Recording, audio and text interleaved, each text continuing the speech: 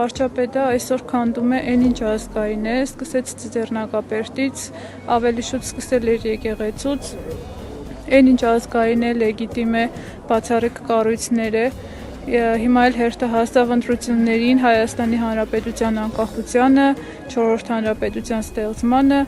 բայց կներեք, իսկ ով է ուզում 4-րդ հանրապետություն, մենք շատ գոհ ենք 3-րդ հանրապետությունով, մեր անկախությունով, մենք 34 տարի պայքարել ենք 3-րդ հանրապետության համար, տվել ենք հազարավոր զոհեր, ու այսօր ինչ-որ Փաշինյան եկել է ու տիրացել է այն ինչ ազգային է, փորձում է կոտրել մեր մեջ մեր ոգին, մեր ուժը, բայց իր մոտ չի ստացվի, ոչ լեգիտիմ ճանապարհներով, ինքը վստահ է, որ չի անցնելու հաջորդ ընտրություններին, դրա համար է այս ամեն ինչը ձեռնարկել, սկզբից եկեղեցու դեմ արշավ, հիմա էլ արդեն 4-րդ հանրապետություն, ես չեմ կարծում, որ ժողովուրդը համաձայն է 4-րդ հանրապետությանը։